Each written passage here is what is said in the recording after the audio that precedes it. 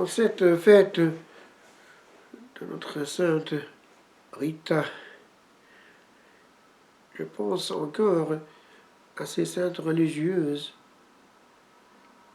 qui ont porté la lampe de l'amour jusqu'à la mort, mais la mort déjà en cette vie. Peu de temps après l'ordination, le Père Prieur m'a envoyé en France, chez religieuses, les victimes du Sacré-Cœur. Et aussi pour l'ordination même, il m'a donné comme matière de retraite leur spiritualité, la victime, car le prêtre est aussi victime. Mais arrivant chez elle, j'ai compris ce que c'était que une vie de victime sur la terre, vraiment. C'est ce qui est de plus proche de la vie des recluses du Moyen Âge, une réclusion collective. La croix voulut embrasser une lampe allumée, jour et nuit, car elle veille sans arrêt. Et elle embrasse la souffrance, même criée, sachant bien que c'est la croix qui sauve. Mais c'est une croix victorieuse, une croix dans la consolation de l'amour, car elles savent aimer. Tout est consacré, tout est orienté, aucun contact avec le monde, mais aucune visibilité. La séparation et donc la verticalité. C'est un tout qui tient. Et aussi, vivant chez elle, j'ai revu un peu la spiritualité de notre abbé de Rancé, mort au monde. De nouveau, c'est un tout qui tient. Et je me souviens de l'enseignement donné par notre prière à la trappe, c'était don Lucien, qui était un expert de l'abbé de Rancé. Il indiquait comme la doctrine de notre réformateur était un corps qui tenait avec sa consistance. Et un des pères abbés de la trappe, dont Étienne disait, plus nous serons stricts, plus nous aurons de vocation. Et je vois cela maintenant dans le monde trappiste, que c'est l'abbaye de Ceffonds qui attire les vocations, de même que c'est l'abbaye de Victorchiano en Italie qui les attire beaucoup. Communauté fervente. Et donc, le Seigneur accepte ce sacrifice. On a beau compromettre notre vie monastique avec trop de fuite d'énergie, fuite d'affectivité, fuite d'activité mentale. Le travail doit être un travail qui libère, qui est quasi automatique, de manière qu'on puisse voler et vivre avec les anges. Les pères du désert faisaient leur travail en grande continuité avec la prière chorale c'était une extension. La prière mentale, jamais interrompue.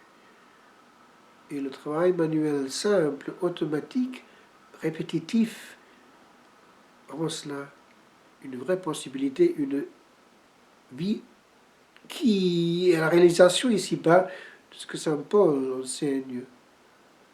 Prier sans arrêt. Car si la vie monastique ne donne pas cette possibilité à l'âme, ce n'est pas la peine d'y entrer. D'ailleurs, j'avais compris cela dans la vie monastique pure. Une fuite centrale, délicate, mais puissante, c'est la fuite de la bouche ouverte, même pour un peu de temps.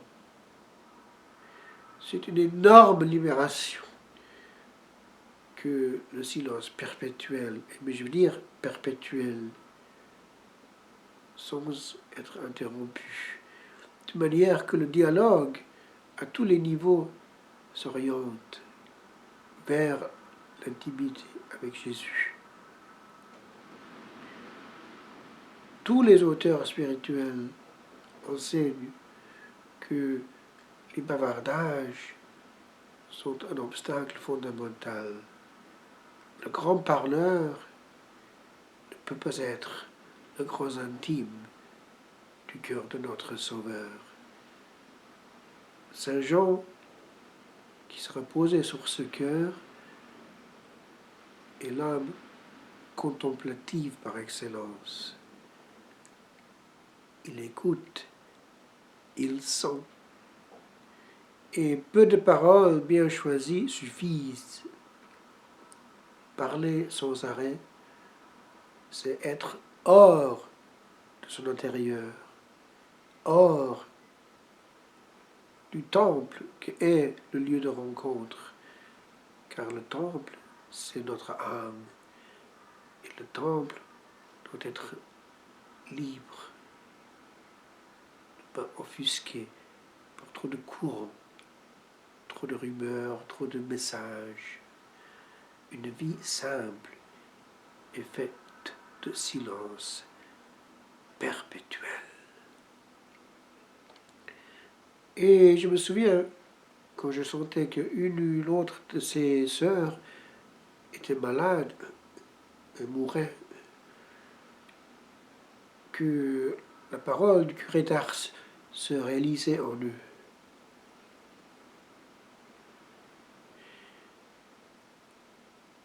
C'est beau mourir quand on a vécu sur la croix.